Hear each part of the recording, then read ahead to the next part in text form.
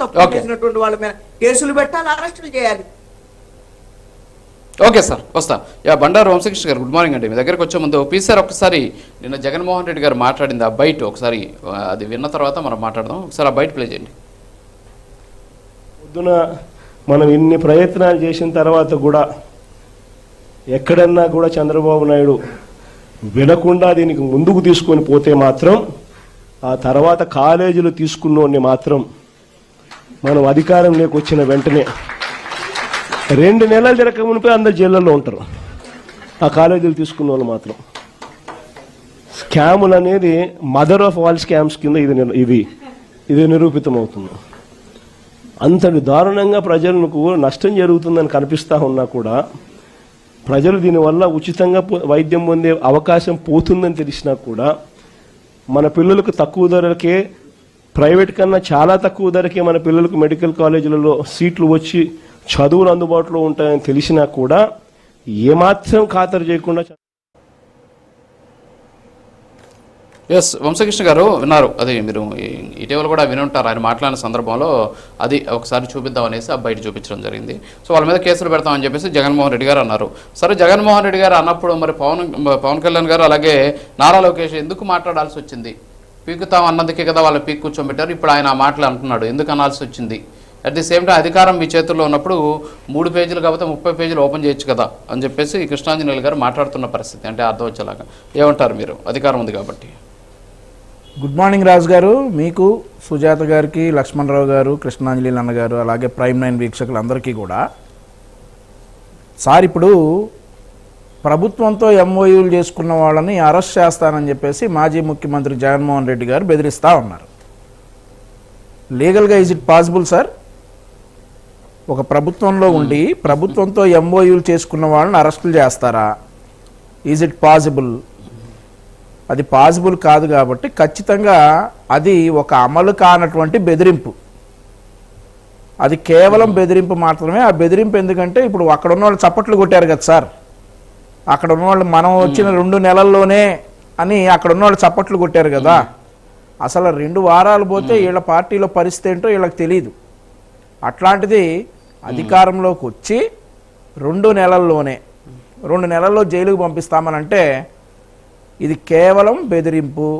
ఆ బెదిరింపులకి ఒక విషయం సార్, ఇక్కడ మన రాష్ట్రంలో నుండి వెళ్ళిపోయినటువంటి కంపెనీలు కావచ్చు, పారిపోయినటువంటి పారిశ్రామికవేత్తలు కావచ్చు, అలాగే వెళ్ళిపోయినటువంటి ఇన్స్టిట్యూషన్స్, గవర్నమెంట్ ఇన్స్టిట్యూషన్స్ కావచ్చు, జగన్మోహన్ రెడ్డి గారి ఎరా రాష్ట్రంలో ఎండ్ అయ్యింది అని మేము నమ్మకం ఇచ్చిన తర్వాతే మళ్ళీ వెనక్కి వచ్చినటువంటి పరిస్థితి. పవన్ కళ్యాణ్ గారు చెప్పారు క్లియర్గా, రానివ్వం. ఆంధ్రప్రదేశ్ రాష్ట్ర భవిష్యత్తును దృష్టిలో పెట్టుకుని జగన్మోహన్ రెడ్డిని మళ్ళీ రానివ్వం అని చెప్పి పవన్ కళ్యాణ్ గారు చెప్పారు. మేము అదే మాట మీద కట్టుబడి ఉన్నాం. అయితే ఈ పేకటాలు, ఈ లాంగ్వేజ్ గురించి మాట్లాడుకోవాల్సి వస్తే రాజు గారు, మా నాయకులు ఇద్దరు కూడా, లోకేష్ గారు, పవన్ కళ్యాణ్ గారు, వాళ్ళు లోపల చాలా బాధపడి ఉంటారు ఈ మాటలు మాట్లాడటానికి. కానీ ఏం చేస్తాం, తప్పట్లా. ఆ భాషలో చెప్తే కానీ వాళ్ళకి అర్థం కావట్లేదు. ఈయన జగన్మోహన్ రెడ్డి గారు మొన్న ఒక ప్రెస్ మీట్లో తోలుమందం అంటాడు చంద్రబాబు నాయుడు గారికి. అలాగే యోగాను అపహాస్యం చేస్తారు. అలాగే యోగా డేకి ఆంధ్రప్రదేశ్ రాష్ట్ర ప్రభుత్వం గోరంత ఖర్చు పెడితే కొండంత ఖర్చు పెట్టినట్టు చెప్తాడు. ఈయన ఖర్చు పెట్టినటువంటి రిషికొండకి కొండంత ఖర్చు పెడితే కనీసం గోరులో సగం చెప్తాడు.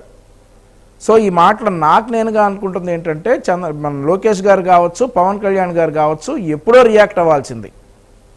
ఇట్లా ఎప్పుడైతే ఢిల్లీ సాక్షిగా మేము జూన్లో అధికారం చేపడితే జూలైలోనే 32 మంది మా కార్యకర్తలను చంపేశారని చెప్పేసి అసత్య ప్రచారం జగన్మోహన్ రెడ్డి గారు ప్రభుత్వం మీద చేశారు. జూన్లో మేము పదవీ ప్రమాణ స్వీకారం చేస్తే జూలైలో 32 మంది మా కార్యకర్తలను చంపేశారని చెప్పేసి ఒక మాజీ ముఖ్యమంత్రి స్థాయి వ్యక్తి ఢిల్లీ స్థాయి ప్రెస్ మీట్లో మా కార్యకర్తలను చంపేశారంటే ఇప్పుడు ఆ పేర్లు ఏంటో చెప్పమంటే కనీసం 32లో 3 పేర్లు కూడా చెప్పలేకపోయారు.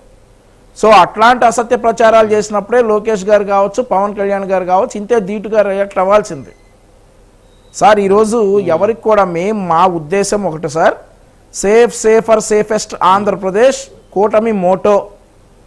ఈ మోటోని ఎవరు డిస్టర్బ్ చేస్తున్నా కానీ వాళ్ళకి యోగి ఆదిత్యనాథ్ తరహాలో ట్రీట్మెంట్ అవసరం అనేటట్లుగా పవన్ కళ్యాణ్ గారు మాట్లాడారు.